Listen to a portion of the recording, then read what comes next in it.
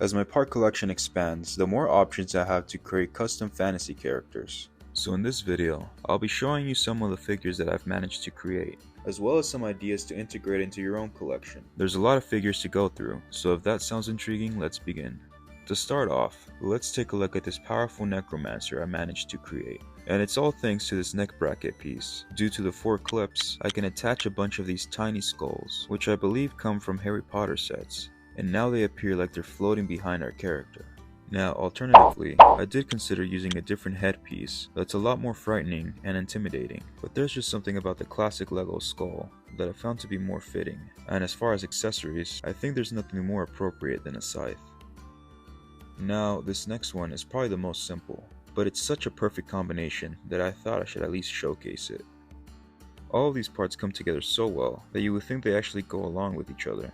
I mean, the torso and legs do actually go together, they actually come from a Star Wars figure, but combining it with this headpiece adorned with a grey cloak, it all just comes together so nicely. To me, this looks like a steampunk assassin or something, which turned out really nice. Another one of my more simple figures is this cursed conquistador, who was forever changed by cursed treasure. He's made up by these 3 matching elements. The legs and armor piece both have coinciding silver highlights, and I found this perfect head print to depict the character's more new monstrous appearance. He wields a fencing sword as a weapon, as it's a very unique choice that I have not used before, and it also goes along with the color scheme of this figure. Up next is a figure I wasn't too fond of at first, but over time really grew on me. To get more use out of my collection, I used the back print of this torso, to which I then added both of these arms with leather bracers printed on them. Then these dual molded legs, which fit the color scheme and aesthetic, and to make sure the back print is fully covered, I added a brown cape. Then a headpiece with face paint printed on it, and this absolutely incredible hairpiece from Horizon Zero Dawn. As I mentioned before, I wasn't too convinced by this figure, but I think I managed to create a pretty cool barbarian, even if that piece of technology on the ear is a bit of an eyesore. Now, in my opinion, the most underrated LEGO fantasy theme definitely has to be Chima, and since I recently acquired these 3 heads from that theme, I came up with 3 really cool distinct characters using them. Probably my favorite one out of all definitely has to be this wolf mercenary. And this is another case where the printing on the head and the printing on the torso matches so well that you would think they belong together. Even these legs I found match really well with this combination.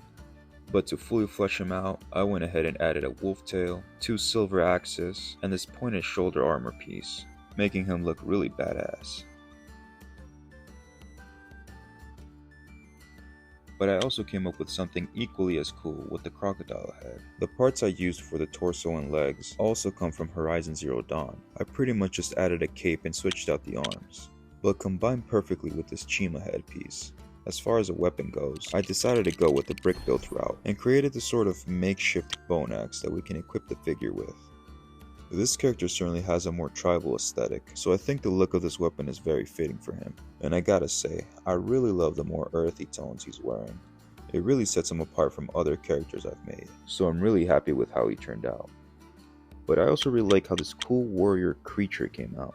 I used these really unique dark blue legs and combined them with this matching torso. Honestly, it's really hard to say what this creature is even supposed to be. I know the headpiece is intended to be a bat, but combined with all these elements, he really just looks like a mutated rat or something.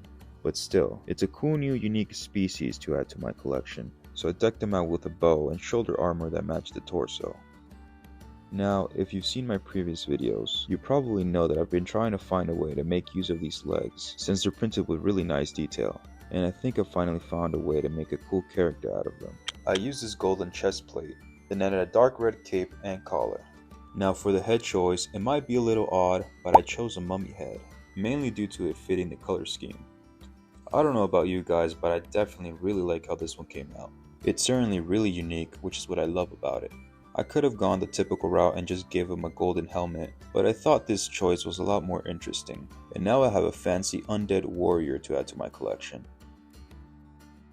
Speaking of which, here's another undead warrior, whose design falls more in line with what you would expect. To make him a little more detailed, I did end up making this custom waist cape. I then paired it with a dark green torso, a chest plate, and a head from the D&D CMF. As an accessory, he carries an orc sword, as it matches the color of his armor, which by the way, This chestplate piece definitely has to be my favorite. I absolutely love the printing on it, and makes an otherwise basic figure look 10 times better. In another one of my previous videos, I tried replicating the new Snake faction and made this shield, and with it, I made what I think the new Snake faction should actually look like, since in my opinion this falls more in line with the overall color scheme. But I guess it really only works with flesh tone heads, so I do understand Lego's decision, but this certainly would have been a nice choice. But now as far as the legs and torso goes, I think there's a lot of cool things that you could do with them, as it's a super cool design. So for this character, I think I came up with something pretty interesting, and achieved it with only a couple parts. I like to imagine this is a powerful magic wielding duelist, who has mastered the art of fencing. I made him using the head from Sinestro, because I love the little mustache that he has. It certainly gives him a sort of Spanish look. The skin tone also really helps him stand out, and works so well with this color scheme, and really sells the fact that he's a magic wielder. He definitely turned out better than expected. Up next, I made this really slick looking elf bandit. I'm quite lucky to own this torso that comes from the Lord of the Rings, so I really wanted to use it. And coincidentally, it combines pretty perfectly with these legs from the Mandalorian.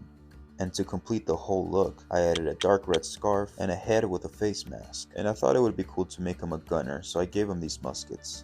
I think this is another one of those figures where all the elements combine together just perfectly, which creates a character that I'm super happy with. I could totally see this design in an RPG like Diablo or something, so no doubt this has quickly become one of my favorites. For this next one, I created more of a bandit knight, who actually also uses pieces from the Mandalorian, this time being the arms. And for a weapon, he wields this custom spiked mace that I actually made, so the mace can actually detach.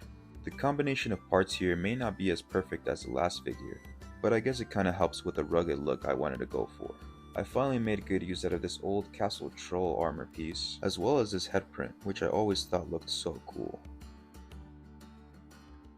The next one in the showcase is another one of my favorites, which is a cool sort of Viking character, which for his torso, it's not even medieval at all, but I can get away with it by covering it up with this beard, a good way to make parts useful. And as far as weapons goes, I built him a giant hammer, mainly to steer away from the typical axe choice, but still looks neat. I still gave him a shield and this furry black cape, and my favorite part of this figure being the hair choice. I love the way those braids look, and really helps to sell the Viking aesthetic. Next up, let's take a look at the most powerful evil sorcerer I've made to date. I made him by using parts from Ninjago, Space, and even Fortnite. I used the torso from the Mind Flare and the legs from Hades.